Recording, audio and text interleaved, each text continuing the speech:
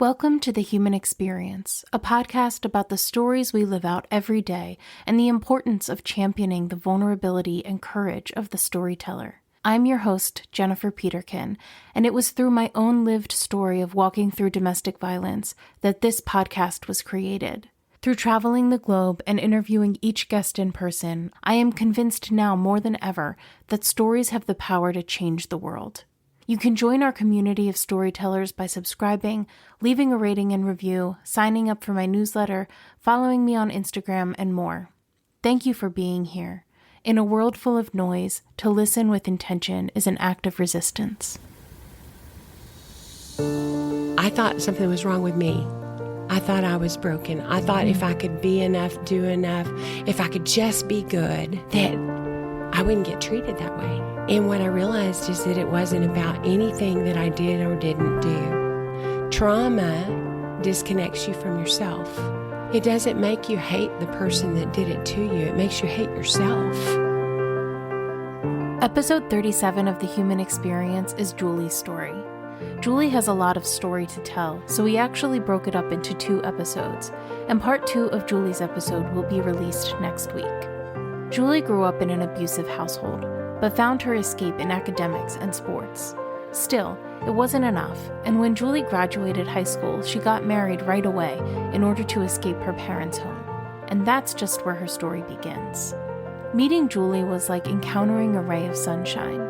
Julie's smile is contagious, and part of what makes her so special is the uninhibited confidence that comes with knowing who she is and why she's here. Julie is 6'1", and as she is fond of saying in her lovely Texas accent, she is a big girl on purpose for a purpose. This episode was recorded in Dallas, Texas. A brief content warning before we begin: this episode contains conversations around abuse.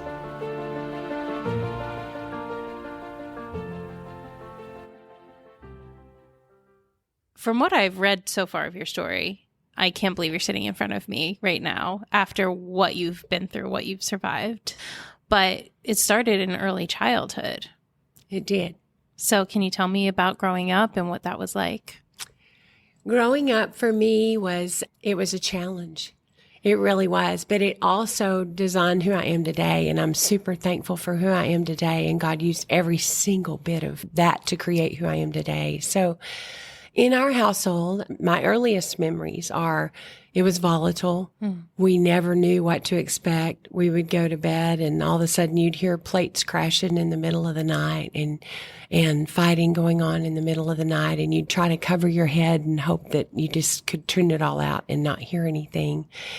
And in that, I mean, I think that is my earliest childhood memory. I mean, I remember that you always had to try and be perfect. You always had to try and do it right. And if you didn't, there were always consequences to pay. And even though my daddy was larger than life, he was 6 feet 4 inches tall, tall, skinny guy, and everybody loved him. And I loved him. But he also had a lot on his plate. And so in that, he was the oldest of 7 children. He was just super responsible for everybody else and taking care of everybody. And he lost his dad when I was 2 years old and my sister was 3 weeks old. And his mom lost the farm. They lost all of their furniture. And there were 5 kids still at home. So being the oldest son, Mom looked to him to take care of that. And then here he has a 2-year-old and a 3-week-old little girl. And so he's working 3 jobs, trying to make everything and everybody be okay. And my mom was very jealous of that. And so she'd be like this little chihuahua going at him. And he would just snap. And, and so they would get into a fight. And then the next thing you knew, at 5 years old, here you are, and you're going, please stop, or whatever you do at that age. Sure. And the next thing you know, you're in the line of fire out of the frustration of all that's going on in your household. And then we add another piece into that puzzle is, we always say hurt people hurt people. Yep. And I didn't tell you the biggest part of my dad's story was at 10 years old, he's riding a tractor and he's driving the tractor. There are no adults there. So there's a 10-year-old, an 8-year-old, and a 6-year-old. I believe that's about the ages. I'm not exactly positive. But at 10, 8, and 6, they're driving the tractor on the farming. Wow. And his middle brother falls off the tractor. Oh. And he ran over him. So little brother runs to the house to get mama. His dad had gone to town for something, and he drives the tractor to the highway to try and get help. And so you've got this little boy that had to process an awful lot of grown-up things. And now he's got a family of his own, and he's trying to deal with his family of his own. And then you've got a wife that's extremely jealous of that, and a mother that's extremely needy. And one of his sisters was mentally retarded. Mm. And so you add all those factors together and you see who he was. And so he would handle all of it until he got to the breaking point. And then at the breaking point, the anger would come up and the beatings would come out. And that's how he would just snap.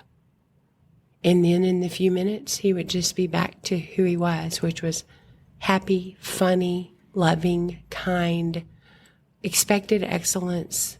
He was very much a perfectionist, and he worked harder than anybody I know, and he was the toughest man on the planet. That's incredible, Julie, for several reasons. I imagine that it's taken you a lot of years to process that and get to the point where you are. One of the things that I think people that have been around abuse or have experienced abuse know is that it's not all bad all the time. Nope. And so it becomes very complicated very quickly. It does. And people assume, why don't you just do this or why don't you just do that? And it's not that easy because, first of all, relationships are always complicated. They are, and especially when it's the people that are supposed to love you the best. Exactly. Yes. You are completely open and vulnerable to and with these people, and you live for those good times. You live for the happy moments. Yes. And those seem worth it for a really long time. Yes. Well, and when it's all you've ever known, you just think that's what everybody does. That's true. And what I have learned in all of my studies, because I thought something was wrong with me.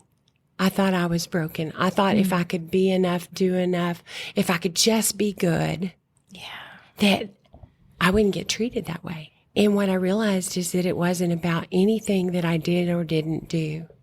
Trauma and abuse disconnects you from yourself.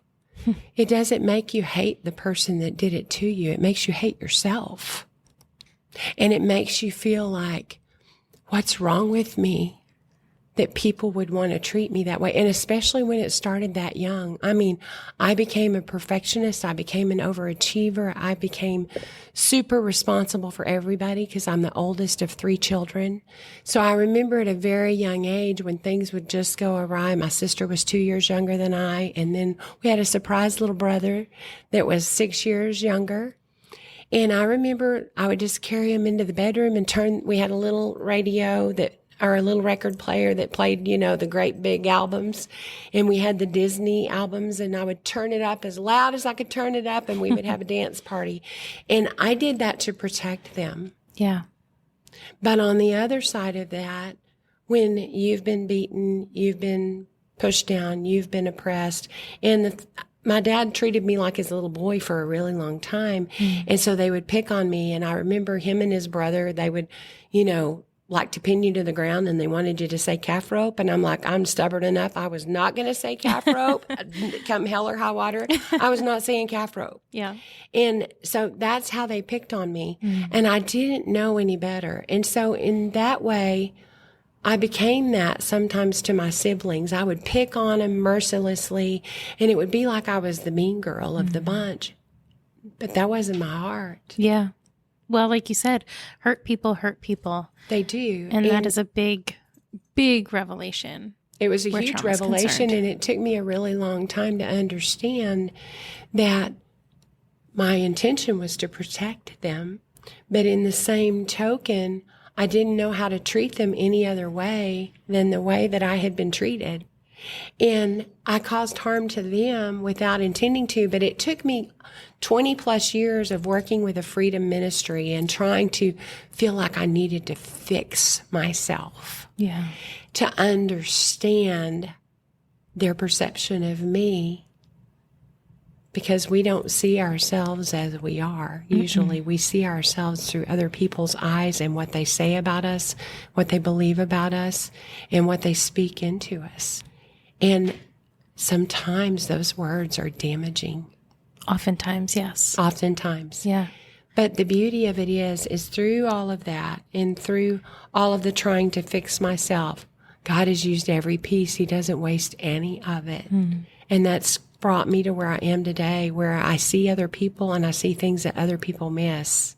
Because You I'm have like, tell me about that. And they'll go, how did you know that? Or I'll say, so did this happen to you when you were a child? And they'll go, nobody's ever picked up on that. How did you know that?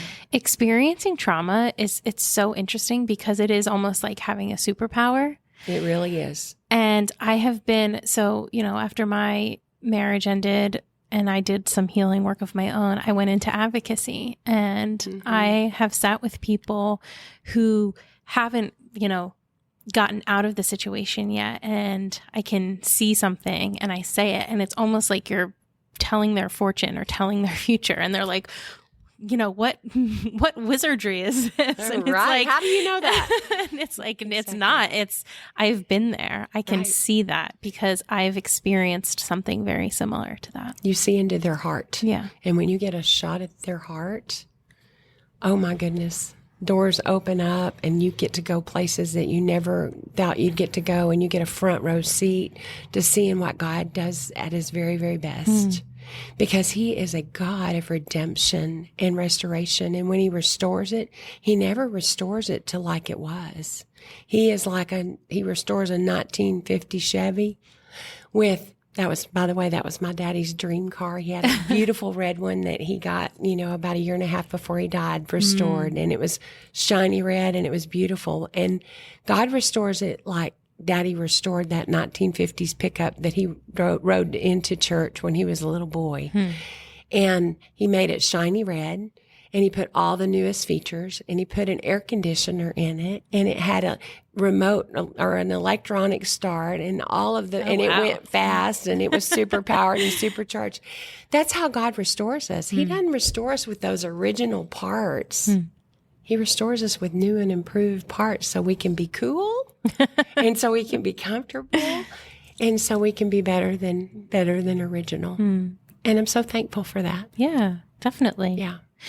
So when you especially as a child, I imagine I have not experienced that sort of trauma, but I imagine that was very lonely. And was there anybody that you had to talk to or to go to about this, or were you very much insular in that? I was very insular in that. There wasn't anybody that I could go to. I mean, I remember sitting back, things going crazy, and I was in the 3rd grade, and I woke up in the middle of the night. Mom and Dad had been fighting when we went to bed, and we had an old green station wagon with the wood panel on the side. And when we would travel, they would throw a mattress in the back and put us kids back there so we could sleep, because we were famous for traveling at night. And we had gone to bed one night, and all the crashing was going around, and you just put a pillow over your head and just try to tune it all out. Well, I woke up and I was cold and I was shivering, and I woke up and my brother and sister are kind of stirring around, so I covered them back up. So, because I don't want them waking up, because I'm scared to death. We're in the middle of somewhere and I don't know where we are. We'd been thrown in the back of the station wagon while we were sleeping. Well, come to find out the next morning, my mom and dad had been in the emergency room because my dad had twisted my mom's arm and broken her arm. Oh. And I can't tell you what that was like, because I'm trying to make sure nobody else wakes up. I'm cold, I'm shivering, I'm afraid, I don't know where we are. And I'm just trying to keep them warm, keep them comfortable. Please don't let them wake up. I don't know where we are. And I just wanted to protect them, and I wanted them to be okay. And then we wake up the next morning, and Mom has a broken arm. And at that point, we know, or I know, what had transpired because, Mom had missed several of my programs in school from kindergarten on with black eyes, and we would go to church on Sunday morning and come home on Sunday afternoon, and all hell would break loose. And we looked like the perfect family from the outside in. Nobody ever knew what was going on with us. And I remember I knew how volatile my daddy could be. And I was afraid that if I told anyone, I knew what he had done to my mom, who was grown, wonder what more he would do to me. Yeah. If I told anybody, because he was a proud man. And it would have broken his heart for anybody to see him in that manner, because that's not who he was most of the time. And so in all of that, I didn't feel like I could share my story with anybody. And I had a little grandmother, bless her heart. She was a praying, power-packing grandmother. And I mean, every summer she would haul me to every Bible school in Lubbock, Texas, and she would pray over me with her big old giant King James Bible and all the things. And she was probably my safe place. She taught me how to bake. She loved spending time with me. She also had my aunt who was mentally retarded that was there most of my childhood years. So that was a lot for her to have to take care of. And so that added a dynamic to where even if I had wanted to talk to my grandmother, she had been through so much hurt herself that I wouldn't want to hurt her anymore. Sure. So that would have been probably the only place that I would have ever gone. But I hid it because I thought I was ashamed. I was ashamed because I thought it was my fault. I thought there was something wrong with me. I couldn't put the pieces together because as children, we're great receivers. We're horrible interpreters. And I didn't have the ability to interpret. It wasn't only happening to me. It was happening to my mother. All I was able to see is that because it was happening with me, I must be doing something really, really, really wrong. How did that affect as you're growing up, being in school, being around your peers? How, did you have friends? Did you, do well in school? I did amazing in school. Wow. School was where I thrived. I did not have very many friends. No one was ever allowed to come to my house, ever. I mean, nobody. I never had sleepovers. And even the neighbors on our block, we had the only basketball goal on the block because I loved basketball. That was kind of my therapy place. And they would come over to want to play. And unless my dad was going to play, because he played basketball with all the neighborhood kids too. And unless he was playing, none of us could play. And then my mom would come to the door and go, David, we got things we need to do. And all the kids were going, he's grown. Hello. And I didn't realize it was anything. But I wasn't allowed to even play with the neighborhood friends. Well, come to find out later on, I married one of the neighborhood friends. And then all the neighborhood friends in the last 2 or 3 years have said, we always knew something was weird at your house because all of us were playing and you were never, ever allowed to play, ever. And he said, it was just weird, but we never knew what it was. And so in the last 2 years, I've been able to share with them what transpired. That's amazing that it's that recent that you've really been able to talk about your story. Has it just been I imagine, a long journey of acceptance and processing? It has been. And, like I said, in high school, I was Miss SHS. I was Miss National Honor Society. I was captain of the basketball team. Wow. I'm 6 feet 1 inches tall with a size 13 shoe. I take up a lot of space on purpose for a purpose, I found out now. And God made me a big girl on purpose. He wanted me to stand up and stand out and be who He designed me and created me to be. But the process took a really long, long time. Well, and you didn't have, it wasn't like you graduated high school and all of that was behind you, you have a long journey. You have a lot more stuff. You have a lot more going on in your life. So you said you married one of the neighborhood kids. I did. I married the boy across the street. We had been friends for a long time, and we dated a little bit, and then he'd go off and do his thing. And we went to 2 different schools. My parents chose to, in junior high, send me to a Christian private school. And then there was a small town school that was 5 miles from where we lived that was just off of our, district line. So they chose to transfer me to this smaller school, and it was a great Christian community. It was such a blessing to go there in high school. I went there as a sophomore in high school. And then the neighbor across the street, his name was Ricky, I met him again at church youth group. So how bizarre is that? And so here I am going to Shallow Water High School, doing all the things. I mean, if there was something going on at school, I was doing it because home was horrible and school was awesome and I was loved at school. But I always felt like 2 different people. I almost felt like I had to disconnect from myself and who I really was. And in my high school years, my mom and dad separated again in all honesty, they separated and filed for divorce somewhere, and I don't remember the exact number, but it's somewhere between 3 and 6 times in my lifetime. They were miserable together and they were miserable apart. And so in the process of that, between my junior and senior year, my mom and dad separated again. And it was a very volatile time in our household. I was kind of like, I'd checked out. I was going and doing my things at school as much as I was allowed to. And if it was about school and good grades and playing on the basketball team and all of those things, it was fine. And I could do that. So I did as much as I could.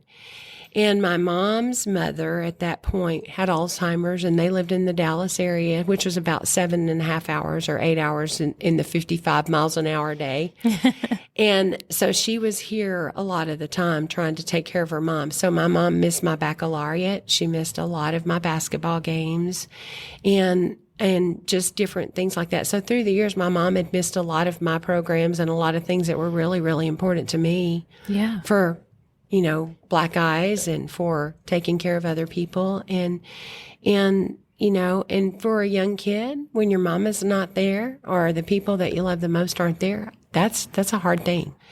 So I'm playing basketball, and I don't realize at that point as a senior in high school that I can go to college because there's nobody to really help me navigate through that, to do all the things in order to navigate that I could be able to go to college. I averaged somewhere around 24 points a game in high school. Wow. I held the basketball rebounding record. The last time I knew, I still hold the basketball rebounding record. Awesome. And I've been out of school since 1983. So I'm kind of old, just saying. No, you're not. And last I knew, I still have the basketball rebounding record in Shallow Water. Amazing. At that point. And I was an honor student, and I was who's who, and I was Miss SHS. I could have gone to college many, many ways on scholarship, but I didn't know that. And so here, this little neighborhood boy comes along, and we start dating again about middle of my senior year. And, well, actually the first part of my senior year. And we're dating, and my mom and dad go, hey, y'all need to kind of cool it, and he doesn't need to come over every night and all the things. So we're sitting in his little AMC Pacer that looked like a fishbowl on wheels one night, and it's deep and snowy. We'd gotten several inches of snow, and we're sitting out there, and he said, so if I ask you to marry me, would you go to college? And I went, well, I don't know. I said, I want to go to college. I said, but I'm ready to do whatever it takes to get out of here. It was that hard. And it only got harder from that point. So this was December the 31st of 1982. Okay.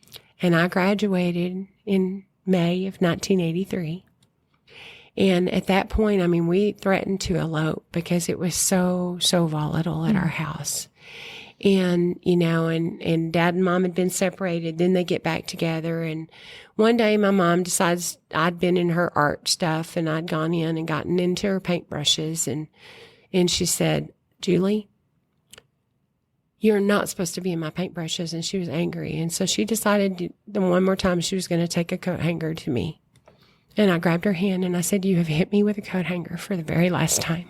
Wow. And my dad comes out and he puts a finger in my chest and he said, I don't care if you want to or not, you will respect your mother. And I'm like, okay. And at that point, Ricky said, well, if you want to just run away and get married, we can. And I'm like, nope, they've already paid for the dress. They've already paid for all of the things. And I said, I'll never live it down. I'll never hear the end of it if I don't go through with the wedding. I was more afraid of what they would do to me than I was of the deep hole I was fixing to jump off into. And Ricky came from a background of his own that his mom and dad had divorced when he was really, really little.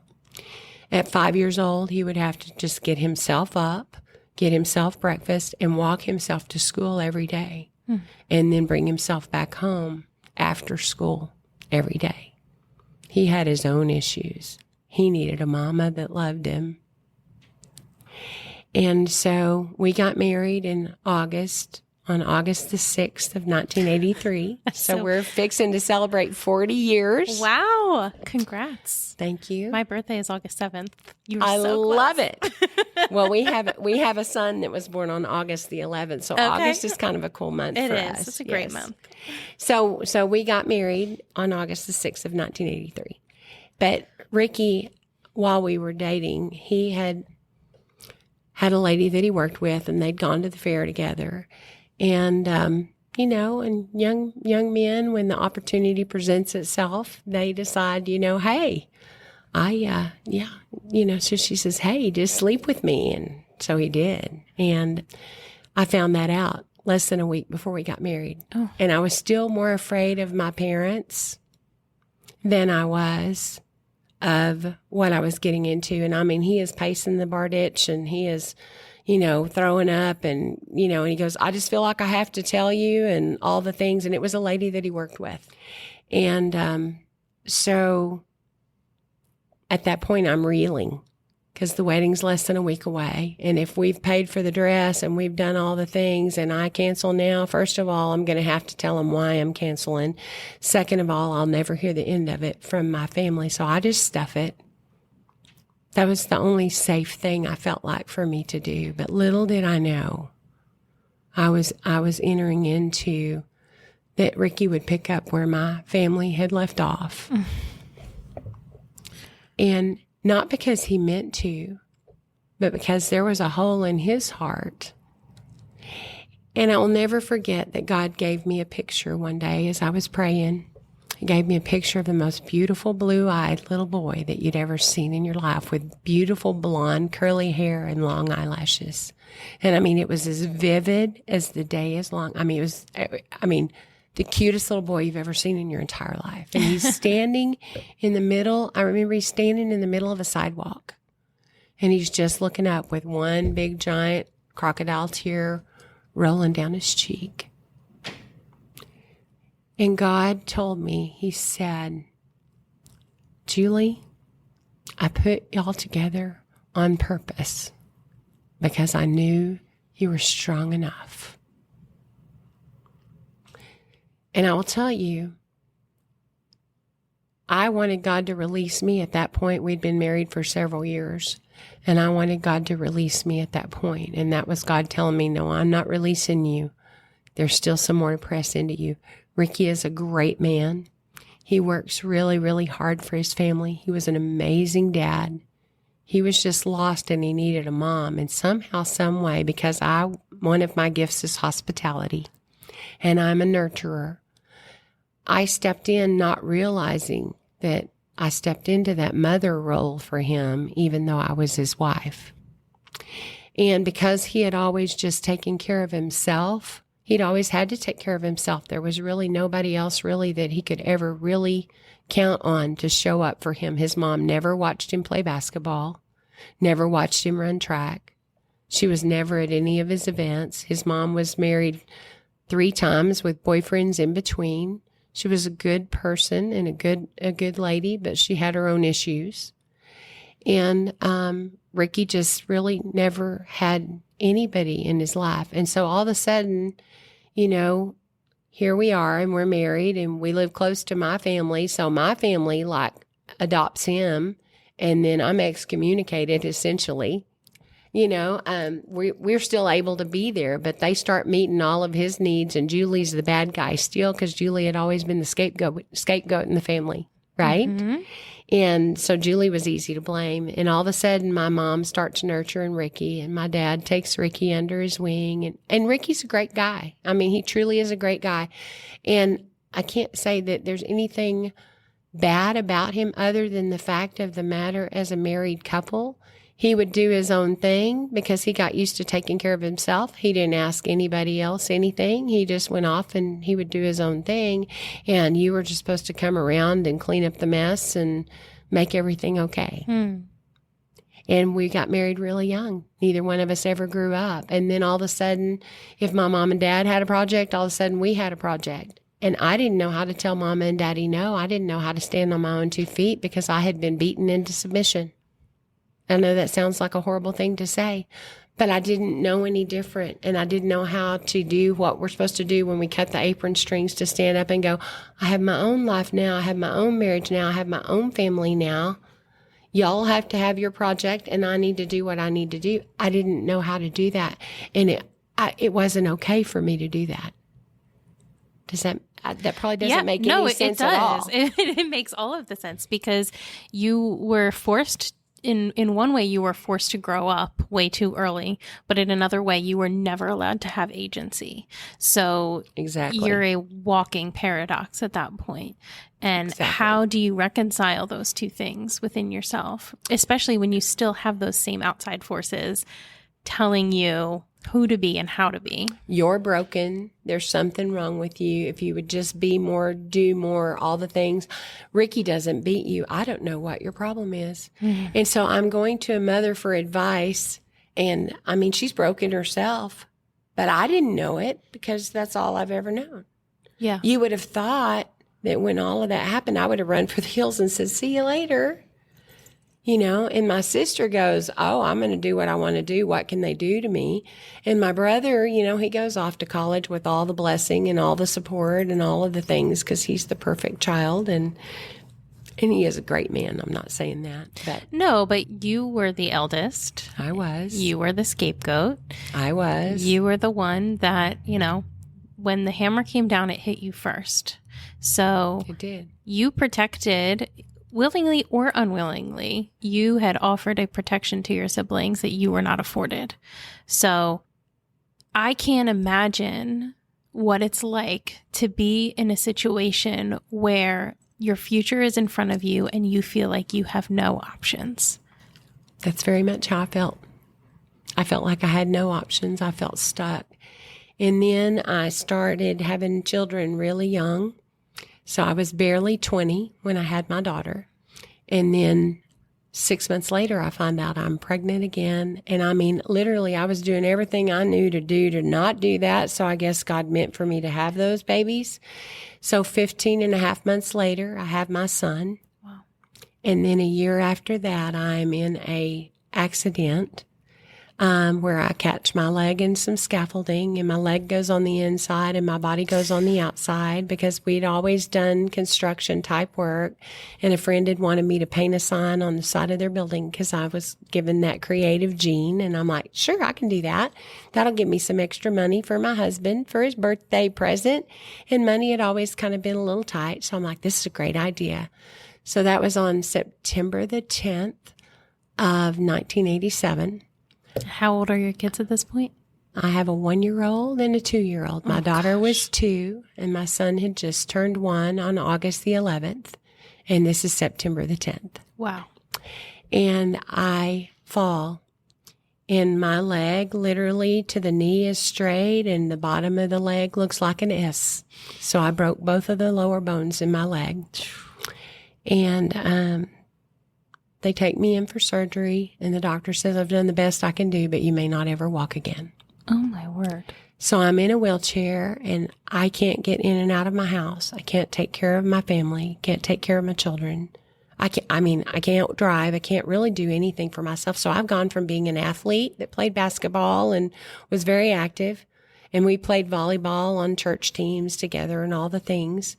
And then now I can't do anything. And my leg is in a polio brace at this point that clips into the bottom of my shoe so that I've got some movement in the joint, and I can't put any weight on it. And I'm not able to put any weight on it for right at a year. And I go to therapy 3 days a week for right at a year. I mean, how did you live at that point with 2 young kids? You know, everything's tight, you don't have a support system really. Well, interesting you should ask that question. We moved back in with my mother and daddy because we have nowhere really to go, and I can't take care of our family. So at that point, you just kind of do what you can do. And so we moved back in with them, and during that season, they are at each other's throats once again. I mean, I have no doubt that they loved each other. And I need to say this because God's redemption story is huge. My mother and daddy went on to be married and live together and reconcile it all, and were married for 52 years before he passed away in 2016. Wow. I mean, but God. Right. And so we moved in with my mom and dad at that point. And so there's 2 children, and my husband and I, and we're living there, and my husband's working all day. And at that point, my mom had gone back to school at Tech, and she was, studying to, get an art major and all that. And my dad owned his own business, and they're fighting like cats and dogs at that point. And the next thing I know, they're separating again. And my little brother and my dad move out, and it's my fault because we moved in with them, and because we moved in with them, and because I created chaos in their household and all of the things. The fact of the matter that's happening, according to my mother, is my fault. And the fact that she had to quit school at that point because she had to help me was my fault. And that year I gained probably close to 100 pounds because you go from being really active to being totally inactive. Food was my drug of choice. In all honesty, that's what I used to comfort myself. They would put all the food around me that morning before they would leave, and they would all go and do their thing. And I would be at the house by myself. They'd kind of put the wheelchair there, put my crutches there, put everything I could need throughout the day there, and everybody would go off to do their thing. And I fell into what I didn't understand and I didn't know at that point because I'd never had any help to process anything. I didn't realize it was a depression. I just turned inward on myself, and you start to beat yourself up. And I didn't beat myself a little bit. I beat myself bloody. And so 3 surgeries a year later, it took 15 months and 3 surgeries for me to be able to walk again. We finally were able to move our family back into the house. So at the time that I was probably able to start driving again at about 13 months. And then at 15 months, I was actually able to walk again and be able to take care of our family and do all of that. And we had moved back into our house at that point, and that's where we are. So at that point, I have a 2-year-old and a 3-year-old, and all of the surgeries had affected my thyroid. They'd affected my health. My hair was falling out, and I don't know if it was thyroid or if it was stress or I don't know what it was. A combination Of all of it. And it very much affected my overall health at that point. So anyway, and we moved back in, and we're just trying to, regroup. And and our medical bills were just exorbitant at that point, even with insurance. Because, I kind of have the $1 million leg at that point, Yeah. And so we just go on about our business and are trying to raise our family. And my husband at that point, he's working all the time, and I'm still, recovering, and I had, not been able to work for that year and a half either. So, our finances are pretty tight. And at that point, he goes, I deserve to get to play softball. That's kind of my outlet. That's what I do for fun and all the things. And he just kind of a little bit, in some ways, just kind of checked out a little bit and went into himself. And he realized really quickly that, Julie will take care of the things here and everything will be fine. And I didn't know any better. That's what I did, and I don't think he put that on me, in order to be detrimental in any way. I think sometimes you just survive the best way that you know how, and he'd always been able to, do what he wanted to do and didn't have anybody he had to answer to. And so here we have a 1-year-old and a 2-year-old, and I'm told, well, he doesn't beat you. I don't know what your problem is, by my mother, is what she was telling me. And yet I feel like there's something not quite right.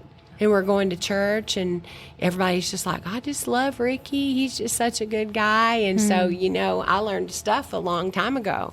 So I just stuff it, and my house was built for fear. Boundary was never an option. What was that word? I couldn't use that word anywhere. I didn't even know what it was. I didn't know it existed. So I go to every Bible study known to man. I'm doing all the things, just trying to, and I know something's off in my head. I've known something was off in my head for a long time. But you just go into survival mode. That's what we do. And so in 1993, I pop up pregnant again with my third child. I'm very, very sick. And I think I've got the flu. And I'm like, oh, I've got the flu. And I go to the doctor. He goes, Julie, you're pregnant. And I'm like, nope, tell me it's the flu. And I end up with very high blood pressure. I end up being put to bed in October before he is born in January of 1993. And at this point, I've got, the 2 older kids we're trying to kind of raise. But God knew I needed that little boy. He was, and sometimes he goes, well, I was your surprise. You didn't want me. God knew I needed my little redheaded Justin. I enjoyed him as a baby. God restored. The other 2 were so close together, and I was so young. That experience was completely different for me, and the nurturing side was just a really special time. Yeah, well, with the others, you're very much in survival mode when you have 2 little ones, right? Yes, and then you add that accident in on top, and it was like, and at that point we are building a home, and in all the craziness, I know this will sound totally crazy, but we had bought 5 acres of land right next door to my mother's and daddy's 5 acres of land, and I look back at that and go, that makes no sense. And so that's kind of where we are at that point. It's amazing. Justin, my youngest, was born in January of 1993. And when I went back for my 4-week checkup, I didn't feel like myself. And like I said, I'd been put to bed with toxemia in October. And it was a hard pregnancy. I only gained 4.5 pounds with that pregnancy. I was sick the entire time. And when I had him, he was 5 pounds, 1.5 ounces, and I brought him home at 4 pounds and 12 ounces. Wow. And when I went back for my 4-week postpartum checkup, I was diagnosed with postpartum depression. And so they tried to put me on, a medication at that point. And that was the first time anybody really talked to me about depression. And I'm like, I don't know what this is. I just don't feel like myself. And 2 weeks later, my son comes home from school, and he doesn't really feel very good and all of that. Well, come to find out, in the process of all of this, my husband had gone in and insurance had gone up, and he had canceled our health insurance. Oh. And so all of a sudden, here I am, I'm pregnant. We have no health insurance at that point to have that baby. And we still have no health insurance because nobody will pick us up because I got pregnant between health insurance companies. Right. And so I'm 4 weeks postpartum, and I'm diagnosed with the depression. And 2 weeks later, my son comes home from school, and he's not feeling good and all of the things. And he keeps not feeling good, and he's throwing up. And I'm like, he's getting dehydrated. And I looked at my husband, and I said, I'm taking him to the emergency room. And he goes, you can't. We don't have any insurance. And I said, I don't care. We'll figure it out. But he's going to the emergency room. And we get there, and his white count is through the roof. And they don't know for sure what's wrong with him, so they take him in for exploratory surgery. And they find that he had a ruptured appendix and gangrene had already set in, and he didn't have any of the classic symptoms. Oh, my gosh. So here I have a new baby at home, 6 weeks old, and I have a son who has gangrene has set in, had an amazing doctor that took care of him. And he knew our circumstances, that we didn't have insurance. And he had to meet me at the doctor's office after my son went home from the hospital twice to be able to drain the infection that was in his stomach. And he was the most precious doctor ever. And I'm so thankful, because today's world, we don't really have doctors that are willing to go that extra mile and understand where you're really at. And so he was actually able to help us have all the medications that we need and help us to drain that. And my son was actually okay by the grace of God. That's amazing. But it was a scary, scary time for me as a mom. Yeah. Oh my gosh. Of course. I mean, it would be scary anyway, but to be postpartum with diagnosed depression on top of that, that is, I mean, you're how old at this point in the story? It was 1993, and so at that point, I have to do the math and I have to think real hard. At that point, I'm 28 years old. Okay, so you are 28 years old, and you have yet to come out of survival mode. There's no part of your life where you have not been in survival mode at this point. No. And I feel stuck in a marriage that a husband is going off and doing whatever he wants to do. And he wants to play softball, and he wants to do all the things, and that's okay. There's nothing wrong with that. That's not a bad thing. But there was no communication going on there. There was no oneness and unity going on there. Mm-hmm. And I mean, I never had to have a concern that he was off cheating on me or he was a bad man or anything like that. And he was working really, really hard for our family. And he was a great man, but there was a disconnection in our marriage. Mm. You know, it was one of those situations where, yeah, we're married, but I'm being mom and he's being dad, because we wanted to make sure we made a commitment when we got married that our children would never walk through what we walked through. We honored that commitment. That's amazing. And there's a lot of generational curses that have been broken in our family with us. Mm. I'm thankful for that. And in that season, I'm just searching hard after God. I'm just looking hard to, see what he's doing. And I had started a cosmetic business at that point. And, and I loved that. It was the first time in my life I ever remember that there was somebody that believed in me and saw something special in me. And I went through the ranks and I earned free cars. And Did you do Mary Kay? I did do Mary Kay. I did. And I went into management. And hold on. Sorry. Did you get the pink Cadillac? I was in qualification for pink Cadillac coming through directorship. That's amazing. Yes. And I don't know any more of the stats, but at that time I was the only one coming through DIQ that had ever done pink Cadillac production as I was coming through to qualify as a director. The minute that I became a director, my husband went in one day, threw a fit at work. I mean, I literally had been a director for less than 2 weeks and had great production, earned an amazing check coming through that, and was driving my third free car at that point. And my husband came in and said, well, I got mad today and I quit my job. Come get me. And I'm like, I don't think I heard you right. And I'm like, okay, well, I guess that God means for me to grow this business and to, be successful at it and all of that. And so he doesn't have any prospects of any kind. We have these 3 small children. We all of a sudden have no insurance at all. He drove a company car. We don't have a company car anymore. All we have is my car that I've earned, through my cosmetic business. And so I'm like, okay, well, I don't know what you're going to do, but I guess you better figure that out real quick. And at that point, I just keep working and keep doing what I'm doing. And he's kind of floundering a little bit. Next thing I know, he comes in one day and he goes, I got a job today. And I said, well, that's awesome. I said, what are you going to be doing? And I mean, out of the clear blue sky, he goes, I told him I'd take the job. He said, I talked to one of my reps in Waco. And at that point, we lived in Lubbock. So that's about 400 miles away from where we are. And I have 3 children and school has just started. So I'm like, okay.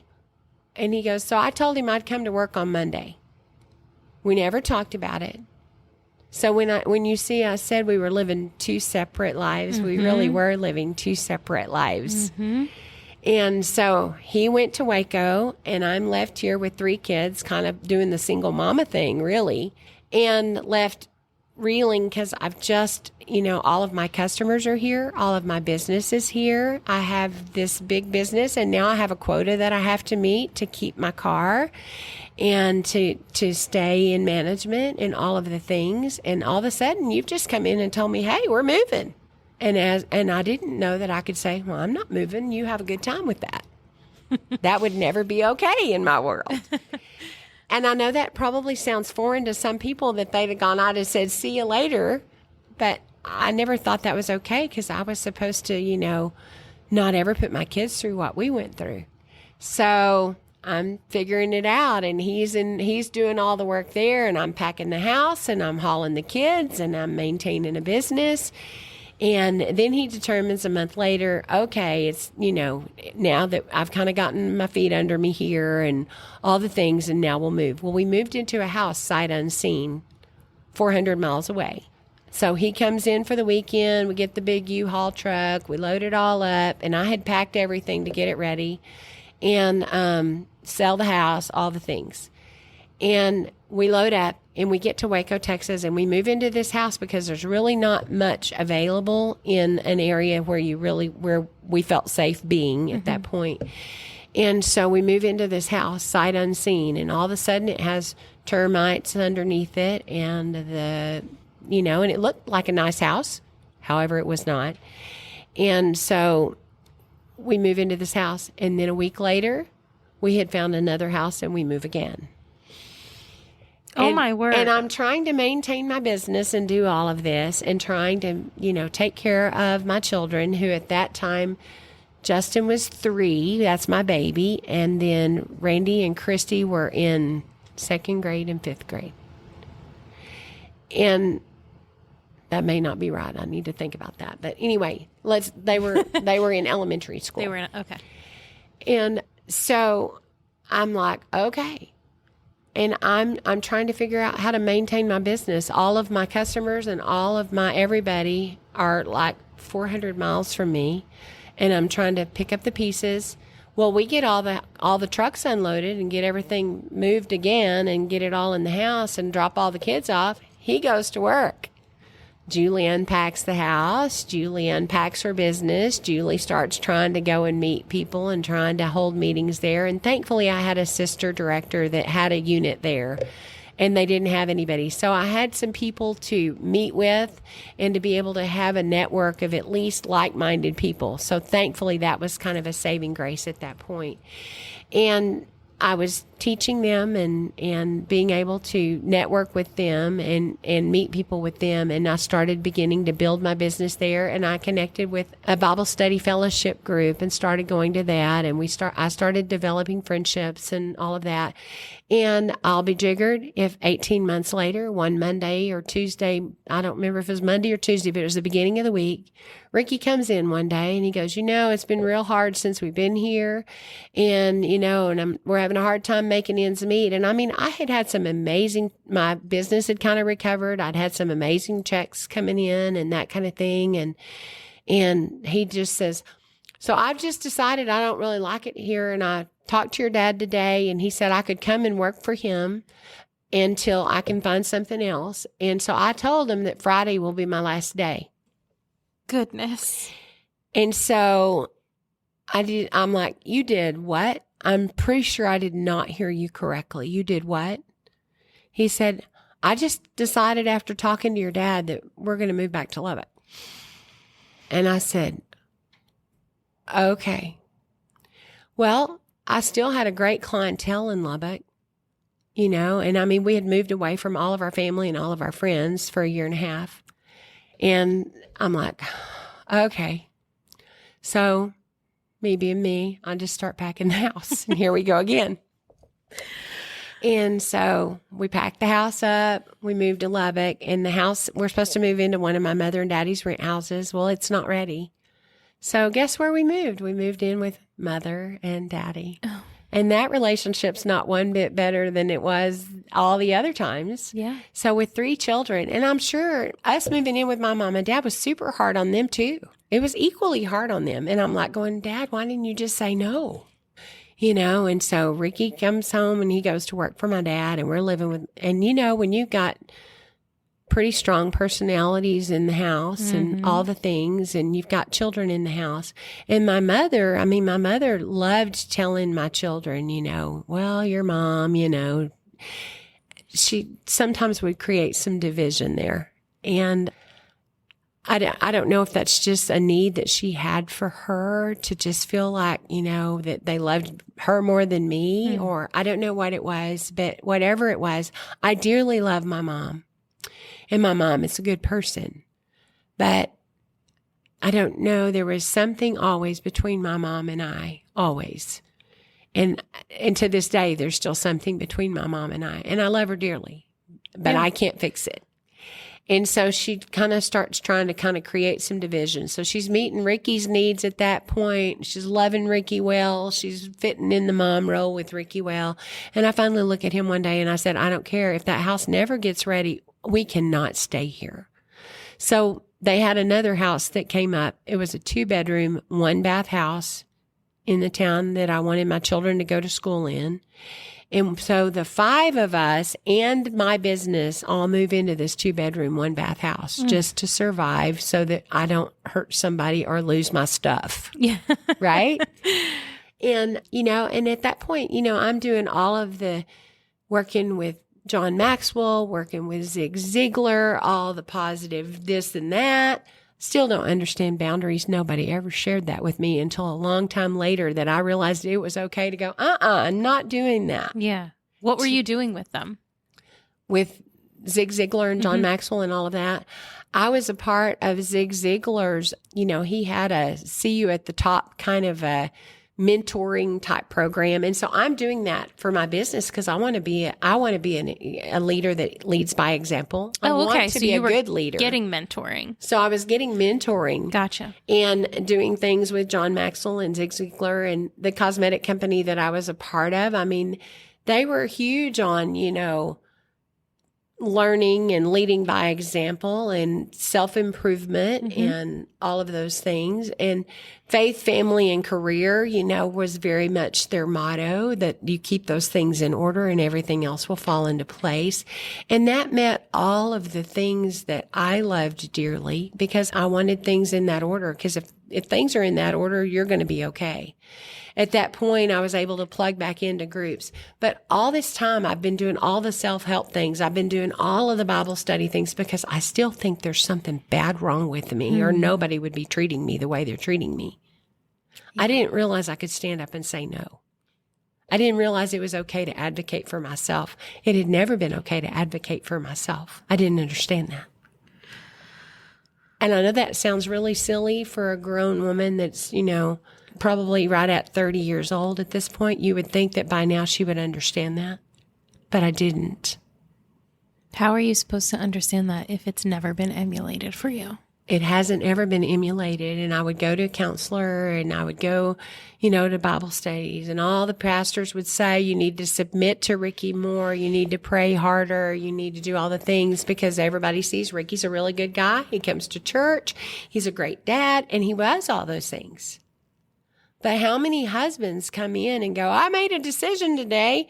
I'm going to move us 400 miles and you just pack the house and get the kids ready. And I mean, he didn't even say that. I just did that because I'd been doing that my whole life. Mm-hmm. And our relationship was such as we were being mom and dad. Not And husband and wife. not, honestly, I look back on it and a lot of the time, I don't know that until this season in my life, really. I think we're finally to the point I finally looked at him and go, I'm not doing that anymore. You're going to clean up the mess you created. It took me a long time to get there. Yeah. I think, and almost our children were grown before I really, really realized, and before we really became husband and wife. And it took some hard things for us to get there. Because that wasn't the last time that my husband decided to just quit his job, even after he promised me he would never do that again. Thank you for listening to The Human Experience. If you enjoyed this episode and you'd like to help support the podcast, please subscribe, share it with your friends and family, share it on social media, and rate and review it on Apple Podcasts and Spotify. You can also support the podcast financially by going to my website, thehxpod.com, linked in the show notes, and clicking on Donate. It takes a lot of time and resources to create this podcast, so every little bit helps. Everyone has a story, and I'd love to hear yours. So be sure to check out the show notes for more information about how to stay in touch. Do good and love well.